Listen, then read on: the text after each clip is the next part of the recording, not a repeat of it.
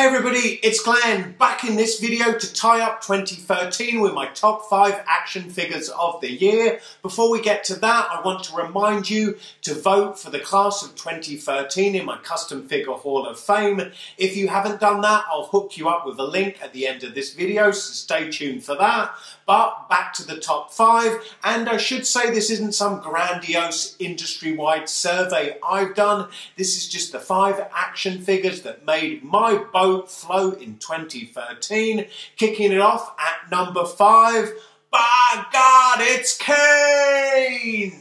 From Mattel's WWE Elite Collection Series 19, I have to say I was a bit underwhelmed by this year's wrestling figure offerings. The ones I was really hyped for ended up leaving me a bit disappointed once I had them in hand, yet this Kane figure was the reverse. It's one I wasn't expecting to like. When I first saw it in store, I was like, yeah, Kane, whatevs. And then when I opened it, took a closer look and realised they nailed the likeness with it in a way I haven't seen with a wrestling figure in a real decent while. At number 4, it's Jean!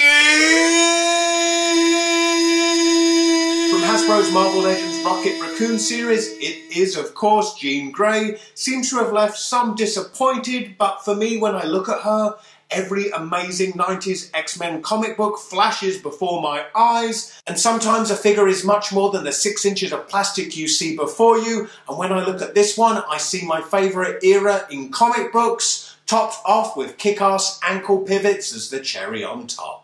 Next up, I stick with Hasbro, yet dip into the Star Wars Black series with Greedo. Certainly not a Star Wars heavy hitter, yet I've always been one to support the B-lister. And while most of the other Star Wars Black series figures have been pretty solid for the most part, for me this one represents the perfect combination of detail, articulation and likeness. My second favourite figure of the year is one I got just in time for Christmas. Lucky me, it's the Spider Gremlin, which sure is a thing of pure horrible beauty to behold and packing better articulation than expected. It's just alive with detail and as such not the kind of figure you want to be around while doing LSD. Not that I would know, of course.